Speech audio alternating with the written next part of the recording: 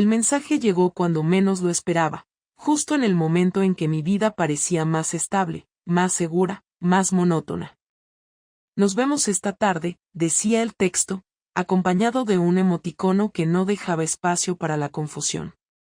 Lo leí 2 veces, como si mi cerebro se negara a aceptar lo que mis ojos ya sabían. Podría haberlo ignorado, podría haber bloqueado su número, podría haber seguido con mi día como si nada, pero en lugar de eso, sentí una descarga eléctrica en el pecho, una sensación que no experimentaba desde hacía años. Mi dedo se deslizó sobre la pantalla y, antes de que pudiera pensarlo demasiado, escribí la única respuesta posible: dime hora y lugar. El calor de Madrid en junio hacía que todo se sintiera más lento, más pesado. Aún era temprano cuando me excusé con mi marido para salir antes del trabajo, fingiendo una reunión de última hora. Él apenas levantó la vista del portátil, me dio un beso distraído y murmuró algo sobre recoger a los niños más tarde. Me tomó menos de 10 minutos estar en la calle, con la adrenalina corriendo por mis venas y el corazón martilleándome en el pecho. Caminé con prisa hasta el coche, mirando alrededor con la paranoia de quien sabe que está a punto de hacer algo imperdonable. Encendí el motor y conduje sin siquiera poner música, dejando que el sonido del tráfico y mis pensamientos llenaran el vacío. Cuando llegué al hotel, él ya estaba ahí, apoyado en la entrada con la misma sonrisa de siempre, esa que me había hecho perder la cabeza hace años. No había cambiado demasiado. Su cabello estaba un poco más corto, su postura un poco más relajada, pero sus ojos seguían teniendo la misma intensidad, la misma forma de atraparme sin decir una sola palabra. Me detuve un segundo antes de bajar del coche, como si aún pudiera dar marcha atrás, como si la decisión no estuviera ya tomada desde el momento en que respondí su mensaje. Respiré hondo, abrí la puerta y caminé hacia él, sintiendo que cada paso que daba me alejaba más y más de la mujer que había sido hasta ese día. Pensé que no vendrías, dijo con un tono que no ocultaba su satisfacción. Yo también lo pensé, respondí, y la mentira fue tan fácil que me asustó. No hubo más palabras. Solo un ascensor, un pasillo enmoquetado y la llave magnética deslizándose con un pitido que selló mi destino. Las horas siguientes fueron una mezcla de ansiedad y emoción. Cuando volví a casa, mi cabeza seguía en esa habitación de hotel, en los momentos que había compartido con un hombre que no era mi marido, en la manera en que su cuerpo se había sentido contra el mío, en las palabras que nos habíamos dicho al oído mientras ignorábamos por completo las consecuencias de lo que habíamos hecho. Pero apenas crucé la puerta y vi a Martín sentado en el sofá con el portátil en las piernas, todo ese fuego se transformó en una sensación de peligro inminente. Mi corazón latía demasiado rápido y mi piel parecía arder, pero me obligué a actuar con normalidad. Saludé con un beso en la mejilla, le pregunté cómo había estado su día y caminé directo al baño para mirarme en el espejo y asegurarme de que no quedara ningún rastro de lo que acababa de hacer. Me observé durante unos segundos, intentando encontrar en mis propios ojos la culpa que debería estar sintiendo, pero no la encontré. Me lavé la cara, me recogí el cabello y volví a la sala con la mejor expresión neutra que pude fingir. Martín apenas me miró. Seguía concentrado en la pantalla, revisando documentos como siempre, respondiendo correos, completamente ajeno a la tormenta que se había desatado en mi cabeza. Me senté junto a él, preguntándome si notaría algo extraño en mí, si sospecharía que su esposa acababa de traicionarlo de la manera más descarada posible, pero todo seguía igual que siempre. Le dije que iba a ducharme y él asintió distraídamente, sin apartar la vista del ordenador. Cuando entré en la habitación y cerré la puerta, solté un suspiro de alivio. Nadie lo sabía. Aún era un secreto. Aún tenía el control. Pero la sensación de seguridad no duró mucho.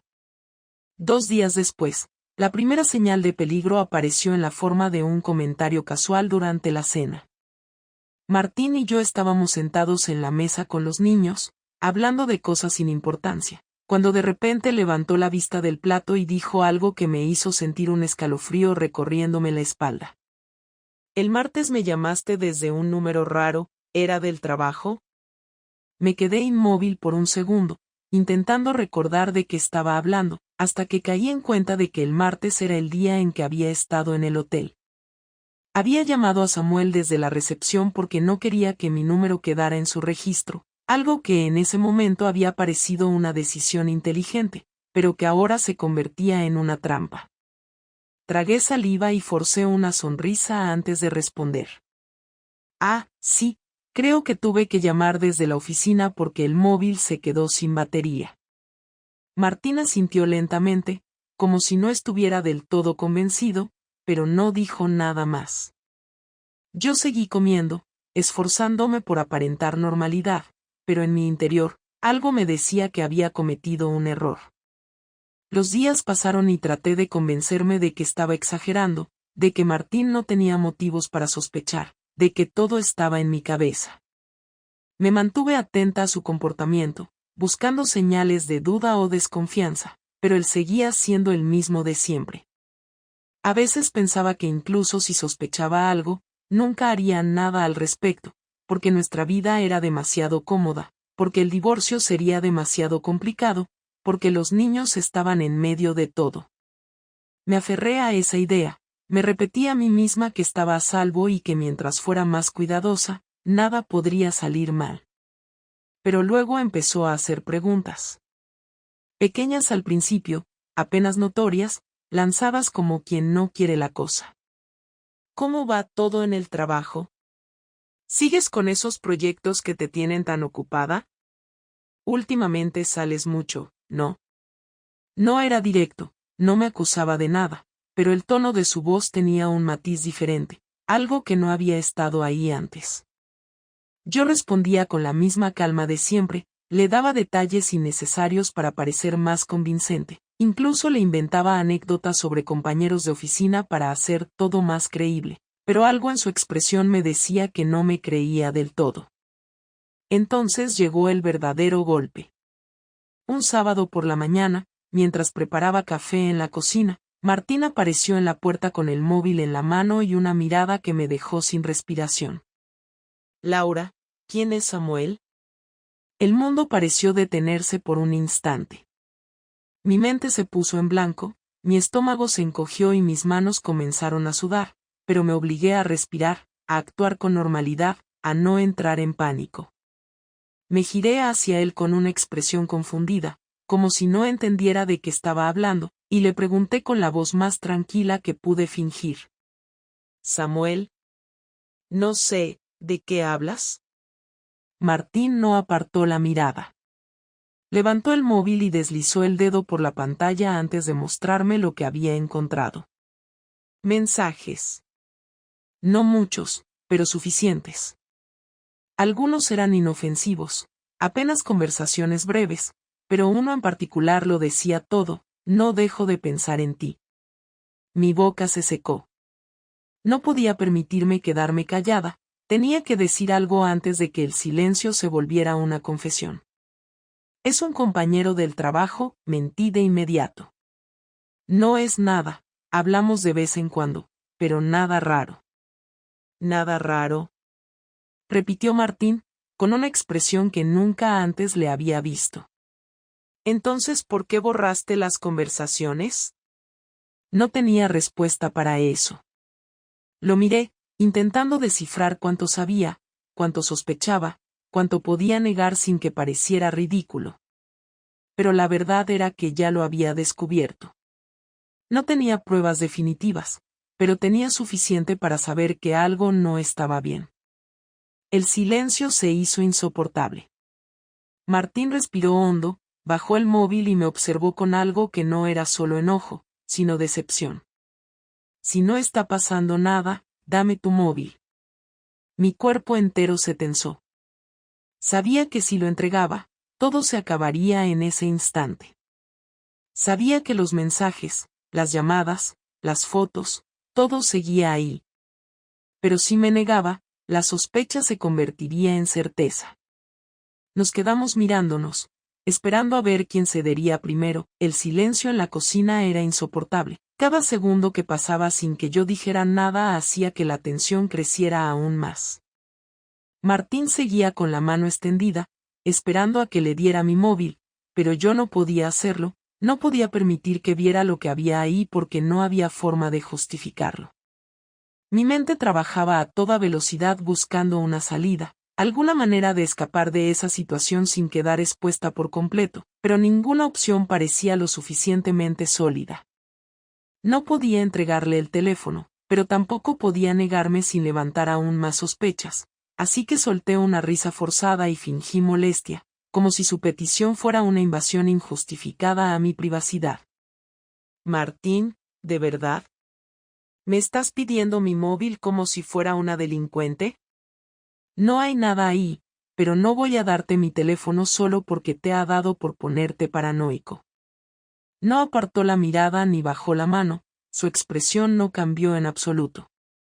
Sabía que no iba a aceptar una respuesta vaga, que no iba a dejarlo pasar solo porque yo intentara actuar como si fuera absurdo. Si no hay nada, entonces no debería haber problema en que me lo des. Mi corazón latía con fuerza, sentía las palmas de mis manos húmedas y un ligero temblor en los dedos. No podía entregárselo, pero tampoco podía dudar demasiado porque cualquier vacilación haría que lo supiera todo sin necesidad de ver las pruebas. Tenía que controlar la situación antes de que fuera demasiado tarde, así que suspiré, fingí cansancio y dejé el móvil sobre la mesa con un gesto de fastidio. Haz lo que quieras, pero luego no te quejes cuando yo haga lo mismo con el tuyo. Martín tomó el teléfono sin apartar la mirada de mí y deslizó el dedo por la pantalla. Yo lo observaba fijamente, tratando de anticipar su reacción, intentando calcular si se detendría en algún mensaje en particular o si simplemente revisaría de manera superficial sin encontrar nada. Había borrado muchas conversaciones, pero no todas, porque en el fondo nunca pensé que llegaría a esto. No tardó más de unos segundos en fruncir el ceño. ¿Por qué hay llamadas borradas en el registro? Mi estómago se encogió. Maldije mi descuido, pero no podía dejar que viera el pánico en mi cara, tenía que seguir actuando como si nada estuviera fuera de lugar. Porque de vez en cuando borro cosas para no llenar la memoria del móvil, ¿qué pasa ahora? ¿También me vas a decir que no puedo limpiar mi propio teléfono? Nunca antes lo hacías. Su voz sonaba diferente, más fría, más controlada, como si estuviera armando un rompecabezas y solo le faltaran las últimas piezas. Me di cuenta de que ya no se trataba de revisar pruebas, él ya lo sabía, lo había descubierto en el momento en que dudé en entregarle el móvil. Tal vez no tenía todas las pruebas, pero tenía suficiente, y no iba a soltar el tema hasta que yo admitiera lo que había hecho. Laura, dime la verdad. Ya te la dije, Martín. No. Dime la verdad. Sentí el nudo en mi garganta, el sudor en la espalda, la sensación de que ya no tenía escapatoria. Podía seguir negándolo, podía seguir inventando excusas y fingiendo indignación, pero él ya había cruzado el límite de la duda y ahora solo quería escucharme decirlo. La única razón por la que todavía seguía insistiendo era porque necesitaba la confirmación de mi boca, porque hasta que yo misma lo admitiera, todavía podía aferrarse a la mínima posibilidad de que estuviera equivocado. Pero yo no podía decirlo. Martín, no voy a seguir con esto, estás montando un drama sin sentido. ¿Te acostaste con él? El golpe directo me dejó sin aire. No había más rodeos, no había más insinuaciones o preguntas indirectas, solo una línea recta que me obligaba a decidir si iba a seguir negándolo o si finalmente iba a admitirlo. Lo miré, vi la tensión en su mandíbula, los dedos apretando el móvil con más fuerza de la necesaria, la manera en que su pecho subía y bajaba con una respiración controlada a la fuerza. No estaba gritando, no estaba fuera de control, pero eso lo hacía aún peor. Sabía que si decía la verdad, la conversación no terminaría ahí. No. La mentira salió antes de que pudiera detenerme. No pasó nada, Martín. No sé qué más quieres que te diga.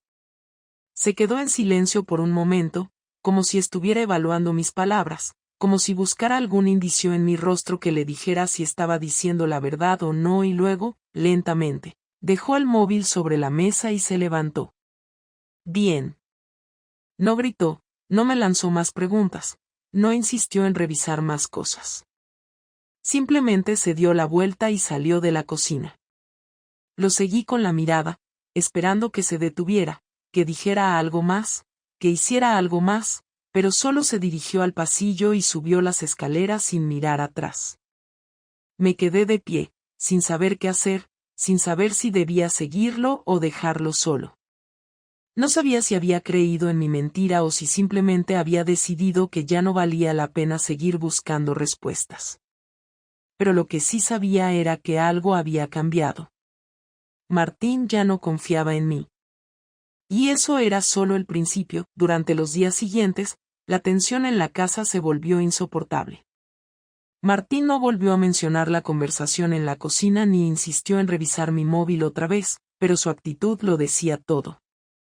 No hacía preguntas, no hacía reclamos, no intentaba confrontarme de nuevo, pero tampoco me hablaba más de lo necesario. Respondía a lo justo y necesario, evitando cualquier conversación que no tuviera que ver con los niños o con temas prácticos. Si antes nuestra relación ya estaba marcada por la rutina y la monotonía, ahora se sentía como un acuerdo silencioso entre dos extraños que compartían un mismo espacio sin ningún tipo de vínculo real. Yo intentaba actuar con normalidad, fingir que todo estaba bien, pero sabía que no lo estaba. La diferencia era que, hasta ese momento, creía que él solo estaba dolido, que con el tiempo las cosas se calmarían y que, mientras no encontrara más pruebas, todo quedaría en una sospecha que eventualmente se disiparía. Pero estaba equivocada. Martín no era el tipo de hombre que simplemente se resignaba a la duda. El primer golpe llegó el viernes por la noche. Después de una semana tensa en la que apenas habíamos cruzado más de 10 frases seguidas, me sorprendió cuando sugirió que pidiéramos comida y viéramos una película con los niños. Pensé que era una señal de que estaba intentando dejar todo atrás, que estaba dispuesto a olvidar el tema y seguir adelante con nuestra vida como si nada hubiera pasado. La cena fue normal, las risas de los niños llenaban el ambiente, y por un momento, me permití creer que las cosas realmente estaban volviendo a la normalidad.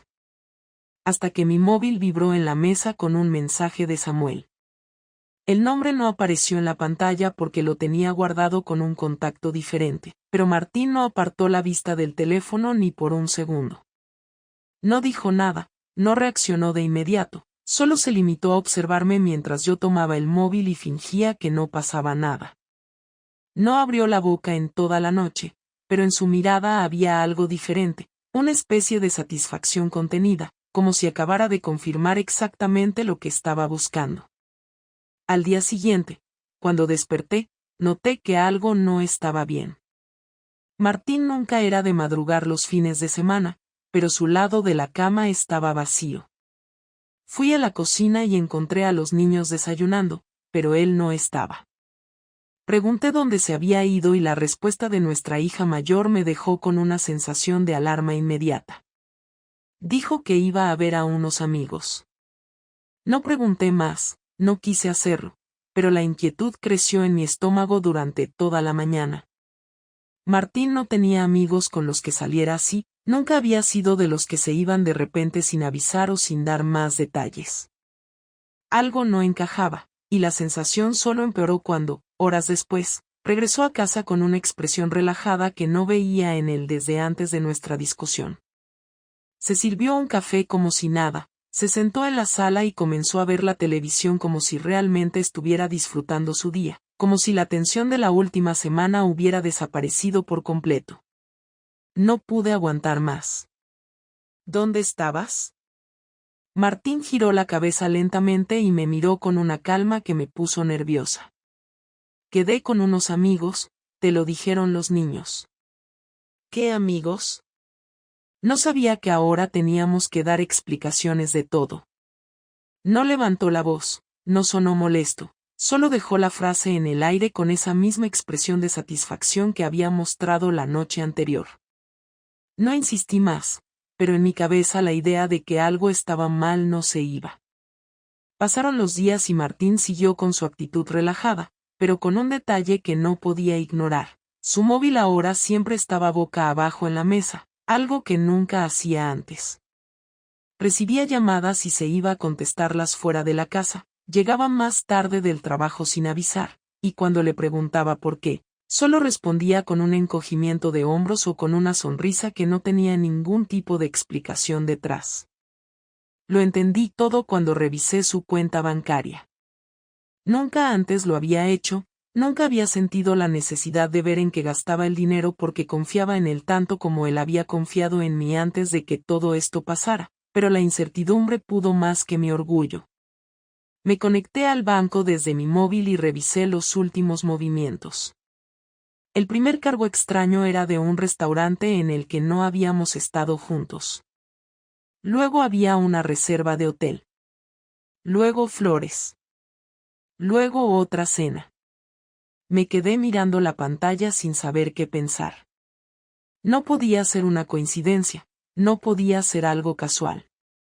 Sabía exactamente lo que significaba. Martín me estaba engañando. Por un segundo, sentí rabia.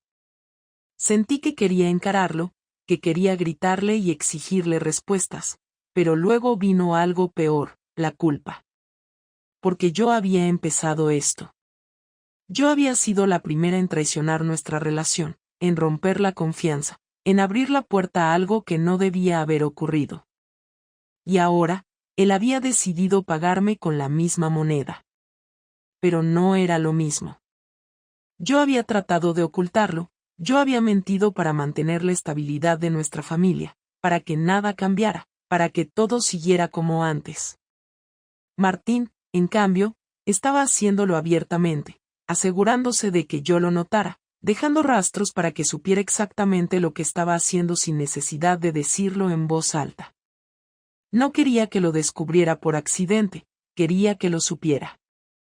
Esa noche, cuando se metió en la cama a mi lado con la tranquilidad de quien duerme sin remordimientos, supe que la guerra había comenzado, el momento tenía que llegar. No podía seguir evitándolo ni fingiendo que no veía lo que estaba pasando. No éramos una pareja con problemas de comunicación, no éramos de los que se engañaban a sí mismos creyendo que todo se arreglaría solo con el tiempo, pero esta vez no era una discusión sobre dinero, sobre los niños o sobre nuestras rutinas. Esta vez era el final de todo, aunque aún no hubiéramos dicho las palabras en voz alta. Durante semanas, la casa se había convertido en un campo de batalla silencioso, donde cada gesto tenía un significado oculto, donde cada acción estaba calculada para provocar una reacción en el otro. Pero ya no tenía sentido seguir con ese juego, ya no quedaba nada por salvar, solo quedaba ponerle nombre a lo que ya estaba roto. Esperé hasta que los niños se durmieron, hasta que la casa estuvo en completo silencio y no quedaban más distracciones para retrasarlo. Martín estaba en la sala, sentado en el sofá con una cerveza en la mano, viendo la televisión con esa actitud despreocupada que había adoptado desde que todo comenzó. Me apoyé en la pared por un momento, observándolo, preguntándome si había algo de verdad en su indiferencia o si solo estaba actuando, si sentía al menos una parte del dolor que yo sentía o si realmente ya le daba todo igual. Tenemos que hablar. No apartó la vista de la pantalla, no hizo ningún gesto de sorpresa ni se mostró molesto. Solo tomó otro trago de su cerveza antes de responder. ¿Sobre qué? No hagas esto más difícil, Martín. Finalmente giró la cabeza hacia mí y me miró con calma, como si hubiera estado esperando este momento desde hace tiempo. No se movió, no cambió de postura, pero algo en su mirada me dejó claro que no iba a hacerlo fácil, que no iba a darme la satisfacción de fingir que estaba afectado.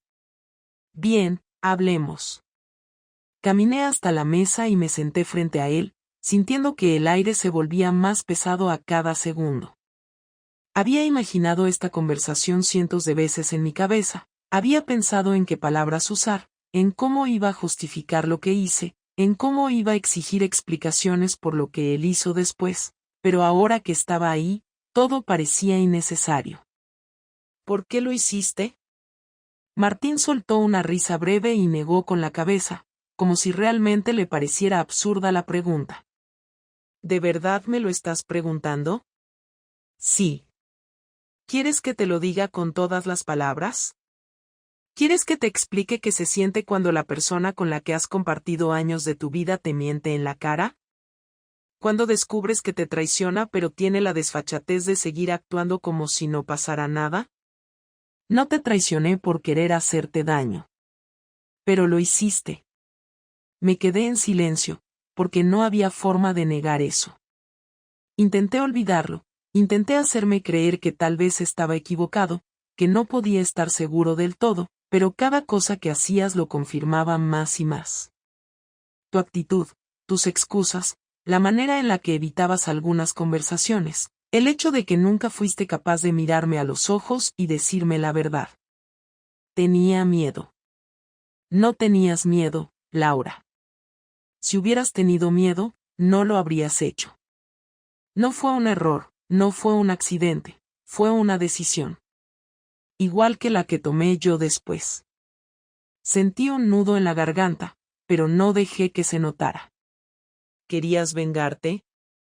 Martín entrecerró los ojos, como si realmente estuviera considerando su respuesta.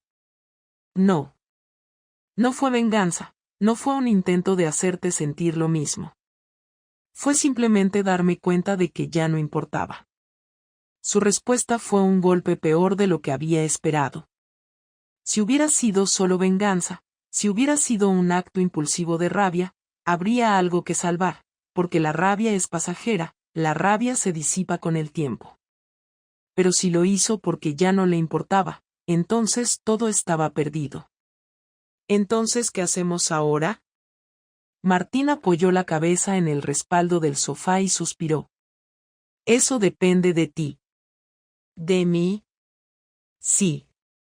Yo ya tengo claro lo que quiero hacer, pero quiero saber qué vas a decir tú antes. No supe qué responder.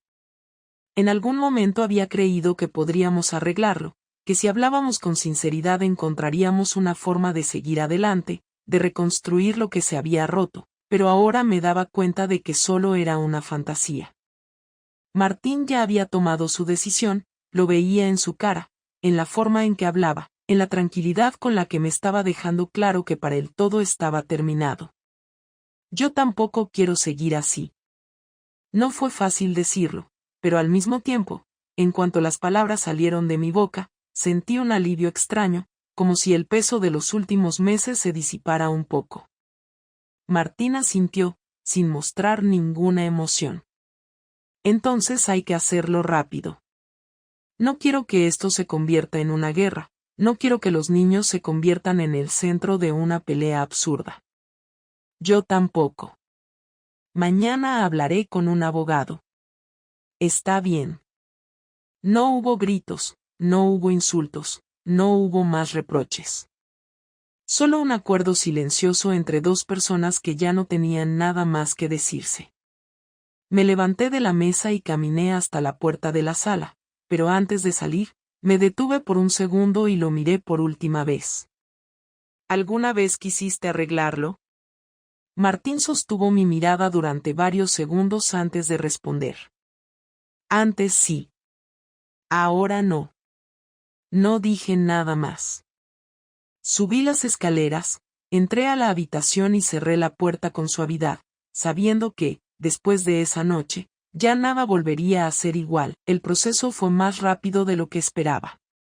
Martín se puso en contacto con un abogado esa misma semana y, cuando me entregó los documentos, entendí que llevaba tiempo preparándolo. No discutió sobre los bienes, no intentó pelear por nada, solo dejó claro que lo único importante para él eran los niños y que esperaba que en eso no hubiera conflicto. No lo hubo. Acordamos la custodia compartida sin discusiones innecesarias, sin peleas absurdas por los días festivos, sin necesidad de involucrar a los niños en la decisión. No me sorprendió que fuera así, porque aunque todo lo demás se hubiera desmoronado, Martín seguía siendo el mismo padre responsable de siempre.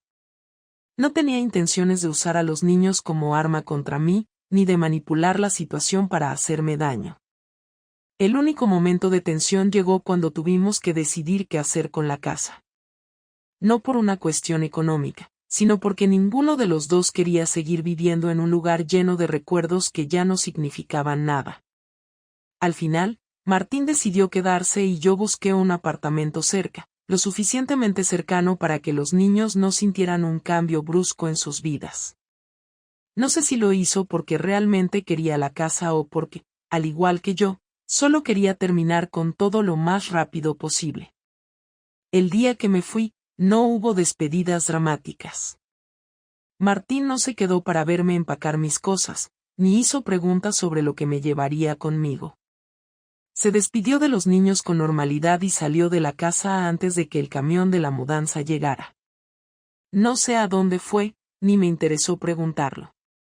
Tal vez solo quería evitar la incomodidad de verme salir con mis maletas, o tal vez ya tenía otro lugar en mente donde estar. Cuando cerré la puerta por última vez, no sentí tristeza ni alivio. No sentí nada.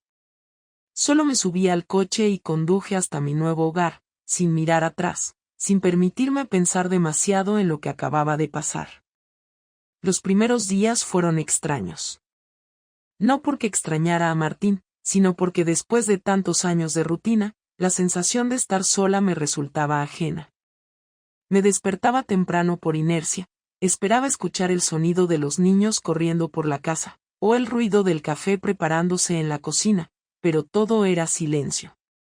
Durante los días que pasaba sin los niños, intenté llenar el tiempo con trabajo, con reuniones, con cualquier cosa que me hiciera sentir que tenía control sobre algo. Samuel intentó ponerse en contacto conmigo varias veces, pero nunca respondí. No tenía nada que decirle y él tampoco tenía nada que ofrecerme. Lo nuestro había sido un error desde el principio, un capricho disfrazado de algo más, una distracción que terminó por destruir lo poco que quedaba de mi matrimonio. No podía seguir con él, no después de todo lo que había pasado. Una tarde, mientras organizaba las últimas cajas en el apartamento, mi hijo entró a la habitación con una pregunta que me dejó sin respuesta. «Mamá, ¿por qué te separaste de papá?» Lo miré sin saber qué decirle. Habíamos hablado con los niños juntos, les habíamos explicado que ya no estaríamos en la misma casa pero que ambos seguiríamos estando para ellos, que nada cambiaría entre nosotros como padres, pero nunca entramos en detalles sobre el motivo real. Martín y yo habíamos acordado que no tenía sentido darles explicaciones que no entenderían, que era mejor mantener las cosas simples para que la transición fuera lo menos traumática posible. Pero ahora él quería una respuesta, y yo no sabía cuál darle. A veces, cuando las personas han estado juntas mucho tiempo, empiezan a darse cuenta de que ya no son felices. ¿Pero antes sí lo eran? Sí. Mi hijo pareció pensar en mi respuesta por un momento antes de asentir lentamente. Entonces está bien. No preguntó nada más y salió de la habitación como si la conversación nunca hubiera sucedido, pero yo me quedé ahí, con la sensación de que su respuesta había sido más para consolarme a mí que para tranquilizarse él. El divorcio se finalizó 2 meses después. No hubo juicios largos ni disputas legales, solo la firma de un documento que ponía fin a una vida juntos. Cuando salí del despacho del abogado, recibí un mensaje de Martín. Gracias por no hacer esto más difícil de lo que ya era. Lo leí varias veces antes de decidir no responder. No porque estuviera molesta con él, sino porque no había nada más que decir. Todo lo que teníamos que discutir ya se había hablado, todo lo que había que resolver ya estaba resuelto. Seguíamos viéndonos por los niños, compartíamos reuniones escolares y eventos familiares sin problemas, pero fuera de eso, éramos 2 personas que ya no tenían nada que ver la una con la otra. El tiempo pasó y la vida siguió. Me acostumbré a la nueva rutina, a las semanas en las que tenía a los niños y a las que estaba sola.